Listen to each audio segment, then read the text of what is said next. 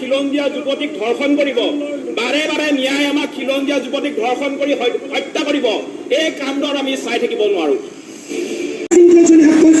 আমাৰ ন্যায় মানুহ আমি কেতিয়াও মাৰোৱাৰীৰ দৰে আমি আগবাঢ়ি ক্ষমা নোখোজো। আপোনাক চেলেঞ্জ কৰিলো, যদি ন্যায় মানুহৰ বিৰুদ্ধে আপোনালোকে যদি ন্যায় মানুহৰ ওপৰত হাৰাশাস্তি কৰে, মইতো আজি মই ন্যায় হিচাপে মই পৰিচয় দিবলৈ বাধ্য হৈছো। কাৰণ আমি অসমীয়া হিচাপে ডিঙিত গামোচা লৈ জয় অসমকৈ কোনে ৰাতি আমি অসমৰ কাৰণে জান জীৱন দিছো, তাৰ পিছতো আমাৰ কিমান ধৰা অপদস্থ। কিন্তু এটা কথা স্পষ্ট, যদি ন্যায় মানুহৰ গাত যদি একটা ন্যায় মানুহৰ গাত যদি হাত উঠে, শৃংখলজনীৰ বিৰুদ্ধে আমি প্ৰতিবাদ কৰিম আৰু আমি পাৰিলে তেওঁলোকৰ বিৰুদ্ধে যুদ্ধ কৰিম। এটা ভয়ংকৰ বিপদ আমাৰ অসমত হ'বলৈ গৈ আছে। গতিকে চাওক, কিছুমান উচতনিমূলক শব্দৰ কাৰণে আৰু কিছুমান মানুহৰ কাৰণে, কিছুমান জনজাতীয়ৰ কাৰণে, কিছুমান মাইনৰিটিৰ মানুহৰ কাৰণে এটা ভয়ংকৰ বিপদ হ'বলৈ গৈ আছে।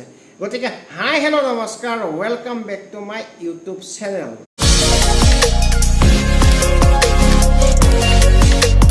ভিডিঅ'টোৰ আৰম্ভণিতে মই আপোনালোকক দুটা ভিডিঅ' ক্লিপ সৰুকৈ আপোনালোকক দেখাই লৈছোঁ। গতিকে য'ত নেকি এই ভিডিঅ' ক্লিপকেইটা চোৱাৰ আগতে আপোনালোকে গম পাব কিমান এটা বিপদৰ কাৰণে আমাৰ অসমখন আগবাঢ়ি গৈ আছে। কথাখিনি বহলাই নক'লেও আপোনালোকে বুজি পাব। গতিকে সেই ভিডিঅ' দুটা ক্লিপ আপোনালোকে সৰুকৈ আপোনালোকক মই দেখাই লৈছোঁ। তাৰপিছত মই আপোনালোকক ফুল ডিটেইলছত মই আপোনালোকক ভিডিঅ' ক্লিপকেইটা দেখাম। গতিকে আমি দেৰি নকৰি আগতে সেই ভিডিঅ' ক্লিপ দুটা চাই লওঁ। এসপ্তাহৰ ভিতৰত উজনি অসমত যিবোৰ মিয়া আছে, মিয়াবোৰে টালি টোপোলা বান্ধি ইয়াৰ পৰা প্ৰস্থান কৰক, নহ'লে কিন্তু পৰিস্থিতি ভীষণ হ'ব। আমি স্পষ্টভাৱে কৈ দিছো, বাৰে বাৰে ন্যায় আমাৰ খিলঞ্জীয়া যুৱতীক ধৰ্ষণ কৰিব, বাৰে বাৰে ন্যায় আমাক খিলঞ্জীয়া যুৱতীক ধৰ্ষণ কৰি হত্যা কৰিব, এই কাণ্ডত আমি চাই থাকিব নোৱাৰো। যে প্ৰতিবাদ কৰিব লাগিছিল অপৰাধীৰ বিৰুদ্ধে বৰ্তমান প্ৰতিবাদ কৰি আছে কিছু 30টা হিন্দু সংগঠন ন্যায় মানুহৰ বিৰুদ্ধে। কি ভাই, সেইটো বহুত আচৰিত কথা। আজি চাওক যে ধুঙৰ যিটো কাণ্ড হৈছে, আচুৰ নেতৃত্বত প্ৰতিবাদ হৈছিল আৰু তাত নাৰী সন্থা আছিল, যুৱ সন্থা আৰু বিভিন্ন সংগঠন আছিল। তাক আমি অসম সংখ্যালঘু সংগ্ৰাম পৰিষদে তেওঁলোকক আমি সহায় কৰিছিলোঁ আৰু পূৰ্ণ সমৰ্থন কৰিছিলোঁ। আৰু এই তিনিজন অভদ্ৰ মানে একদম কাণ্ড জ্ঞানহীন মানৱতা মানে ইমান লেতেৰা কাণ্ড কৰিছে, তেওঁলোকৰ বিৰুদ্ধে আমি যিখিনি ক'ব লাগে আমি কৈছোঁ। আমি অতিকৈ লজ্জা পাইছোঁ আৰু লাজ পাইছোঁ যে এনে কাণ্ড কৰি পেলাই আজি আমাক বদনাম কৰিছে আৰু তেওঁলোকৰ বিৰুদ্ধে আমি ফাঁচি খুজিছিলোঁ। কিন্তু আজি দেখা পালোঁ প্ৰতিবাদ কৰিব লাগিছিল আপোনাৰ অপৰাধীৰ বিৰুদ্ধে, কিন্তু শৃংখলচলীয়া আৰু বিভিন্ন দল সংগঠন তেওঁলোকে প্ৰতিবাদ কৰি আছে মিয়াৰ বিৰুদ্ধে। কৈ আছে নাজিৰা, শিৱসাগৰ, তাত তেওঁলোকে কৈ আছে যে মিয়া বিচাৰি বিচাৰি ঘৰে ঘৰে ঘূৰি আছে। এইটো কি কাণ্ড? আজি আমি মিয়া মুছলমানখিনি কি আমি ভাৰতৰ নহয় নেকি? আমি অসমৰ নহয় নেকি? আমি অবিভক্ত ভাৰতৰ মানুহ। আমাৰ ককা আজু ককা তেওঁলোকে ব্ৰিটিছৰ লগত তেওঁলোকে যুদ্ধ কৰিছিল আৰু সেই মানুহখিনি আজি আমাক অপমান কৰিছে। কিয় কাৰণে অপমান কৰিছে? তেওঁলোকে ভাবিছে নেকি, শৃংখলচলীয়া ভাবিছে নেকি যে মাৰোৱাৰী মানুহ তেখেতক দম দিয়াৰ কাৰণে সেই মানুহখিনিৰ পৰা চান্দা সংগ্ৰহ কৰে, তেওঁলোকে নিদিয়াৰ কাৰণে তেওঁলোকক দম দিছে, আঁঠুকাৰি ঘৰত দিছে আৰু সেই মাৰোৱাৰীৰ দৰে আমি ঘৰ খুজিম আৰু ন্যায় মানুহখিনি ভয় খাম। আৰু তেওঁলোকে ভাবিব লাগিছিল যে আজি যিজন ব্যক্তি তাফাজ্জুল ইছলাম, ইয়াক মৃত্যু হোৱাৰ পিছত এনে অপৰাধ কাম কৰাৰ কাৰণে মানে ৰেপ কৰাৰ কাৰণে এই ব্যক্তিজনক তাক গাঁৱৰ মানুহে জানাজা কৰিবৰ কাৰণে তেওঁলোকে বাধা দিছে, তাত গৈ পেলাই আপোনাক কবৰস্থ কৰিবৰ কাৰণে বাধা দিছে। তাৰ মানে কি যে আমাৰ মুছলমানে কেতিয়াও অপৰাধীক তাক স্থান নিদিয়ে। কিন্তু আজি কি হ'ল, আজি কৰিব লাগিছিল যুদ্ধ কৰিব লাগিছিল অপৰাধীৰ বিৰুদ্ধে আৰু সেই যুদ্ধ কৰি আছে আমাৰ মিয়া মানুহৰ বিৰুদ্ধে।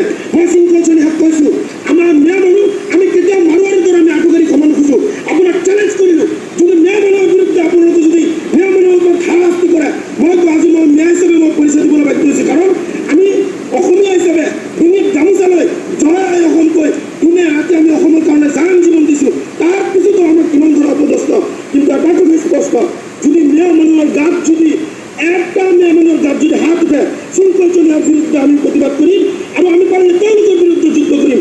কিন্তু এটা কথা কৈ দিওঁ, আজি চাওক মই আপোনাক দেখাওঁ যে শৃংখলজনীয়ে যেনেকৈ আপোনাক কলা কাপোৰ কলা চশমাটো পিন্ধি পেলাই শৃংখলজনীয়ে যেনেকৈ ওলাই আহে, তাৰ অভদ্ৰামি তেতিয়া আৰম্ভ হয়।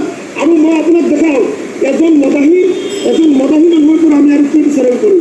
শৃংখলচলীয়া হ'ল এটা মদাহী আৰু এই মদাহীৰ কথা মতে কেতিয়াও অসম নচলে। আমি অসমৰ মাজত হিন্দু মুছলমান আমি ঐক্যবদ্ধ হিচাপে থাকোঁ। মই এটা কথাই মই অসমৰ প্ৰতিটো জনসাধাৰণক প্ৰতিটো সংগঠনৰ মানুহক মই অনুৰোধ জনাম, আমি ইয়াত ধৰ্মীয়ভাৱে ভাগ ভাগ নহয়, আমি অসমীয়াৰ বিৰুদ্ধে যদি কোনোবাই কিবা কৰে তাৰ বিৰুদ্ধে কৰক। গতিকে অসমীয়া কিশোৰ আৰু এইজনী ছোৱালীক ৰেপ কৰাৰ কাৰণে আমাৰ মুছলমান সমাজ ওলাই হাজাৰ হাজাৰ ৰাইজ ওলাই তাৰ বিৰুদ্ধে প্ৰতিবাদ কৰিছোঁ। আমাক ইমানখিনি আপুনি দিছে, আজি আপুনি দিব কওক, তাৰপিছত আপুনি বুজাই কওক। আজি 24 ঘণ্টাৰ ভিতৰত 4টা 5টাকে ৰেপ হৈছে, পুৰোহিত আৰু বিভিন্ন ধৰণৰ হিন্দু মানুহ। তাৰপিছত আপোনাৰ তাত গৈ পেলাই আৰু শিক্ষক আছে, সেইসকলৰ বিৰুদ্ধে আপোনালোকে কিয় প্ৰতিবাদ নকৰে? তাৰ মানে কি বুজা আছে? আপোনালোকে এটা কথা আমাক বুজা আছে যে হিন্দু মানুহখিনি যদি কৰে তেওঁলোকৰ ভুল নাই, আৰু আমাৰ মিয়া মুছলমান মানুহখিনি যদি অপৰাধ কৰে অপৰাধ। গতিকে আপোনালোকৰ স্পষ্ট ভাষাত কৈছোঁ, অপৰাধীৰ নজৰত চাওক, যদি মিয়াৰ নজৰত চাই পেলাই মিয়াৰ ওপৰত অশান্তি আৰু অত্যাচাৰ কৰে, আপোনালোকৰ বিৰুদ্ধে কিন্তু আমি সংগ্ৰাম কৰিম, আপোনালোকৰ বিৰুদ্ধে আমি যুদ্ধ কৰিম। আমি একটা মিয়া মুছলমানৰ ওপৰত আপোনালোকে হাত তুলে, কিন্তু আপোনালোকৰ খবৰ আছে। ক'ত ৰচিদ মণ্ডলক আপুনি কৈছে যে বিহু দেখুৱাই দিব, আৰু ইমান সুন্দৰী কথা। এজন বিধায়কক আপুনি ভালকৈ তেওঁ কথা ক'ব নোৱাৰে, তাৰ মানে কি? সেইটো আমি চব জেগাত নাখায়। আপুনি উদ্ভণ্ডালি আপোনাৰ শিৱসাগৰত কৰে কৰক, প্ৰত্যেকজন ব্যক্তিৰ কাৰণে আপুনি উদ্ভণ্ডালি নকৰিব। আৰু মিয়াৰ ওপৰত যদি অত্যাচাৰ হয় আমি প্ৰত্যেকটো মিয়া আমি একগোট হৈ যাম। আৰু এটা কথা স্পষ্টভাৱে কৈ আছোঁ, যিসকল 5 টকীয়া টুপি পিন্ধি পেলাই গৰীয়া মানুহ আছে নহয়, যিসকল 5 টকীয়া টুপি পিন্ধা গৰীয়া মানুহ, মই তেওঁলোকক কৈ আছোঁ, আপোনালোকে ভাবিছে যে আমাৰ মিয়াৰ ওপৰত দূৰ জাপি দিব? মই কৈ আছোঁ, গৰীয়া মানুহৰ প্ৰত্যেকটো মছজিদত যিসকল ইমাম আছে, গৰীয়া মানুহৰ যিসকল মাদ্ৰাছাত ইমাম আছে, প্ৰত্যেকটো ইমাম আমি বৰ্জন কৰি দিম। গৰীয়া মানুহৰ লগত আমাৰ কোনো ধৰণৰ সম্পৰ্ক নাৰাখোঁ। তেওঁলোক যি সময়তে যাৰ চাব হিন্দু মানুহৰ লগত যদি তেওঁলোকৰ ভাল, তাত গৈ চাপ লৈ যায়, মুছলমানৰ লগত আমাৰ মিয়া মানুহখিনিৰ লগত ভাল চাপ লৈ যায়। গতিকে গৰীয়া মানুহখিনিক আপোনালোকক কৈছোঁ, মোৰ মা গৰীয়া হয়। তাৰপিছতো মই আপোনালোকক কৈছোঁ, ভাগ কৰিব বিচৰা নাছিলোঁ। যিসকলে মিয়া মানুহৰ বিৰুদ্ধে প্ৰতিবাদ কৰিছে নহয়, আপোনালোকক কৈছোঁ, 5 টকীয়া টুপি পিন্ধা গৰীয়াবোৰক কৈছোঁ, আপোনালোকৰ মছজিদত আমাৰ মিয়া যিসকল ইমাম আছে আমি বৰ্জন কৰি দিম। আপোনালোকৰ তাত গৈ পেলাই নমাজ পঢ়োঁতে মিয়া মানুহ লাগে, জানাজা পঢ়োঁতে মিয়া মানুহ লাগে, বিয়া পঢ়োঁতে মিয়া মানুহ লাগে, আৰু গালি মিয়াক পাৰিব। তাৰ মানে কি? ধৰ্ম ক্ষেত্ৰত আপোনালোকক ৰিপ্ৰেজেণ্ট কৰিব মিয়া মানুহ, আৰু তাৰপিছত আপোনালোকে গৈ পেলাই যেতিয়া নেকি অৰ্ধউলংগ কাপোৰ পিন্ধি পেলাই আপোনালোকে মানে যিটো নেকি আমাৰ মুছলমান ধৰ্মত নাই, সেইখিনি কাম কৰিলে আপোনালোকে মিয়াক বেয়া পায়। গতিকে কৈছোঁ, মই গৰীয়া মানুহখিনিক কৈছোঁ, আপোনালোকে ভদ্ৰতা বজাই ৰাখক। আপোনালোকে কিছুমান উচতনিমূলক শব্দৰ কাৰণে সেই শব্দখিনিয়ে মানুহক ক্ষতি কৰিব পাৰে। কেনেকৈ ক্ষতি কৰিব পাৰে চাওক, এইজন মানুহে যিখিনি কথা ক'লে সেই কথাখিনিয়ে অকল এটা জাতিক বা অসমীয়া জাতিটোক উদ্দেশ্য কৰি কোৱা নাইকিয়া, গোটেই জাতিটোক মানে অসমখনক কভাৰ কৰি পেলাইছে, গৰীয়া মৰীয়া সকলোকে কৈছে। গতিকে এই মানুহজন এতিয়া বৰ্তমান পুলিচে এৰেষ্ট কৰিছে, এই উচতনিমূলক শব্দখিনি কোৱাৰ কাৰণে তেখেতক এৰেষ্ট কৰিছে। গতিকে এনেকুৱা ধৰণৰ উচতনিমূলক শব্দ যোনেই নকওক কিয় একচুৱেলি এৰেষ্ট কৰিব লাগে, কাৰণ এইখিনি এনেকুৱা উচতনিমূলক কথা কোৱাৰ কাৰণে অসমত আমাৰ ভৱিষ্যতে আৰু বহুত অন্ধকাৰ দিশলৈ ঠেলি দিব পাৰে। গতিকে সেইখিনি মানুহক আমি কেতিয়াও এৰি দিব নালাগে। চাওক, আমি সকলোৱে প্ৰত্যেকজন মানুহেই মিলিজুলি থাকিব বিচাৰোঁ, আৰু কথাখিনি কোৱা হৈছে ক'ত? অকল এতিয়া কথাখিনি মই যদি কওঁ মোৰ মুখৰ পৰা মিয়া শব্দটো ক'লে আপোনালোকে ভুল নুবুজিব। আমি সেইখিনি মিয়াৰ কাৰণে কথাখিনি কোৱা নাছিলোঁ নহয়।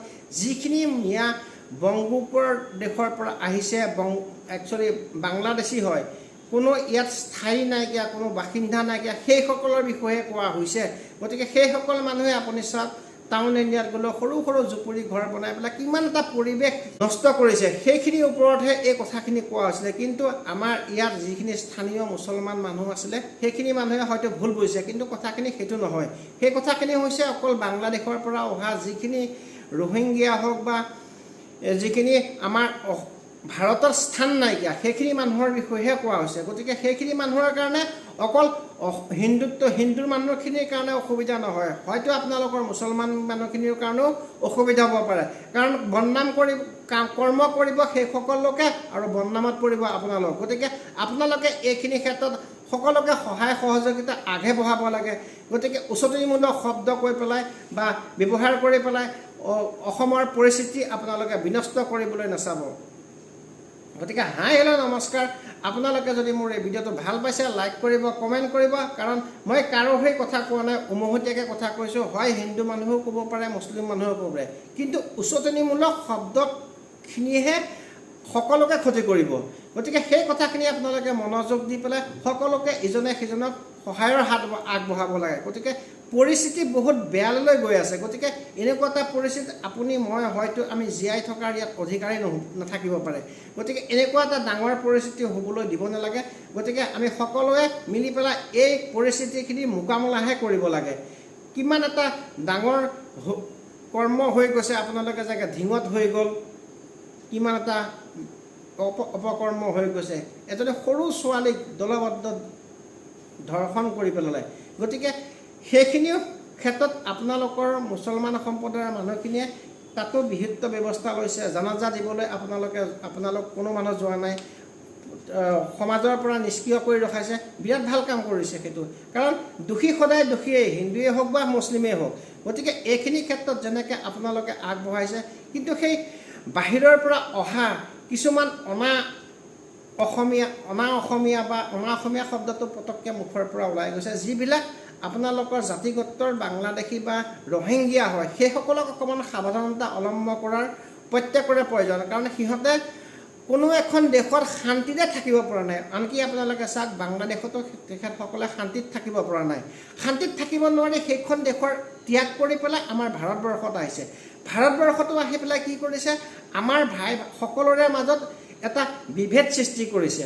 সেই বিভেদখিনিৰ কাৰণেহে আজি মই মোৰ অপিনিয়নটো কৈছোঁ। হয়তো মোৰ ইমানখিনি নলেজ নাই, তথাপিতো মই কৈছোঁ যাতে এইসকল মানুহৰ পৰা আমি সাৱধানতা থকাটো উচিত হয়।